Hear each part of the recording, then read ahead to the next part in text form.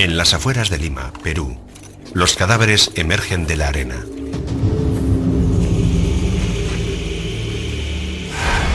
Tienen heridas terribles. Estas personas tuvieron una muerte muy violenta. Estos esqueletos pueden revolucionar nuestra comprensión de uno de los acontecimientos más importantes de la historia del mundo: la conquista española del Imperio Inca. Durante 500 años, para comprender lo que había pasado, hemos tenido que confiar en las crónicas escritas por los conquistadores españoles. Esas crónicas nos describen cómo en 1532 Francisco Pizarro llegó a la frontera del Imperio Inca con algo menos de 200 hombres. Desde entonces, los historiadores se han sentido intrigados por los sucesos que ocurrieron a continuación. Cuando los mensajeros incas propagaron por el imperio la noticia de la diminuta invasión, ¿por qué no se movilizó el enorme ejército inca? ¿Cómo pudo un puñado de aventureros españoles poner de rodillas a la mayor civilización indígena de Sudamérica? ¿Fue debido a la inmensa superioridad de las armas españolas?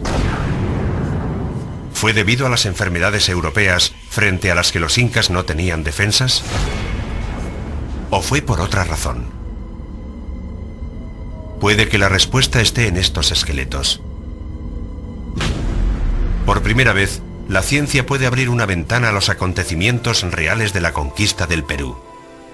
Los descubrimientos son asombrosos.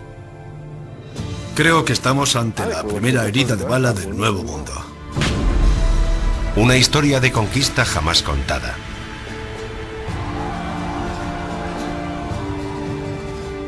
Una historia de alianzas secretas y traiciones. Una gran acción encubierta que ocurrió en el siglo XVI. La historia de la gran rebelión inca.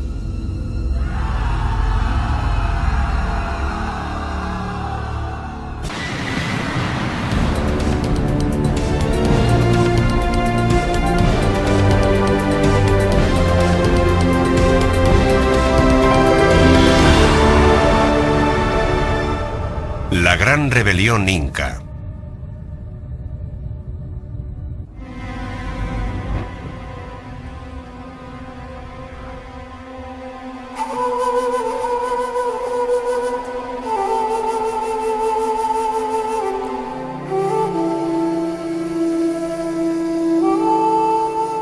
Durante 3000 años, las montañas de la costa del Perú albergaron a la civilización más avanzada de América del Sur.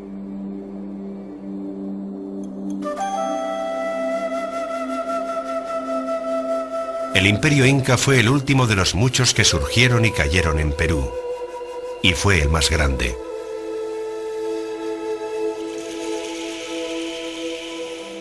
Los incas eran los romanos del Nuevo Mundo. Ingenieros y constructores sin igual, crearon el Machu Picchu, el sistema de carreteras más complejo de América, e innumerables obras maestras en oro. Pero el mayor talento lo tenían como conquistadores.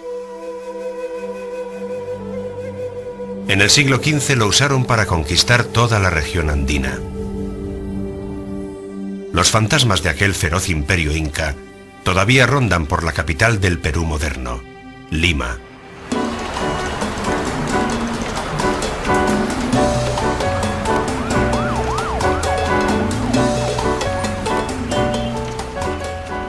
La Lima del siglo XXI es una ciudad bulliciosa de 9 millones de habitantes. Pero bajo los cada vez más extensos barrios de chabolas, yace capa sobre capa el viejo Perú muerto.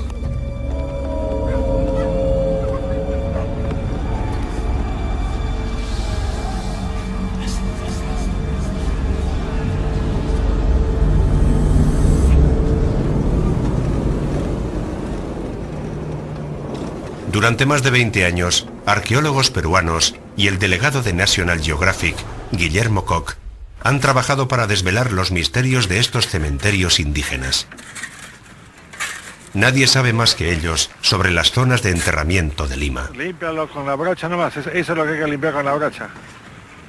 Con la escobilla, con esa. A comienzos de marzo de 2004, la ciudad iba a construir una autopista en una zona en la que sospechábamos que había un cementerio. Decidimos hacer una zanja para comprobar si era o no un cementerio. El yacimiento que Guillermo estaba investigando era una colina sin aparentemente nada especial, situada a las afueras de Lima, llamada Puruchuco. Se puso a trabajar con su colega de muchos años, la arqueóloga Elena Goicoechea. Hola, Willy. Hola, Elena, ¿cómo estás? Al poco tiempo su zanja de prueba ofreció resultados.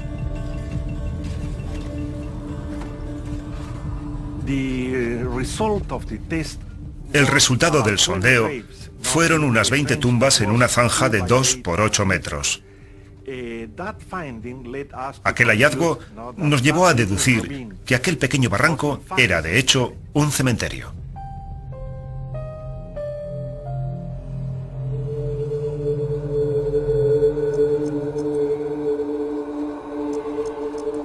Al principio el cementerio de Puruchuco parecía muy similar a otros que Willy y Elena habían excavado. Los cuerpos estaban enterrados a intervalos regulares, sentados en cuclillas mirando hacia el sol naciente. Esa es la pauta clásica de los enterramientos incas. Pero al cabo de poco tiempo comenzaron a aparecer anomalías extrañas.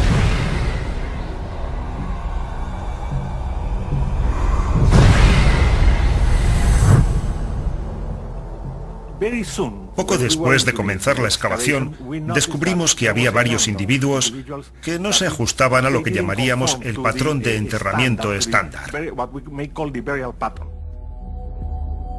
En las capas más bajas del cementerio, todo parecía estar como Willy podía esperar en un cementerio inca bien organizado. Pero en la parte superior, había una capa de cadáveres enterrados cerca de la superficie que no se parecía a nada de lo que él y Elena habían visto hasta entonces. Sí, porque la proyección del fardo va... El cadáver se extiende hacia este lado. Mira hacia el oeste. Normalmente debería mirar en esa dirección, este. La orientación está mal, igual que en los otros. Aquí teníamos... Cuantos más cadáveres descubrían, más sorpresas encontraban. Se habían arrojado cuerpos de forma caótica, encima de los cadáveres del cementerio tradicional inca.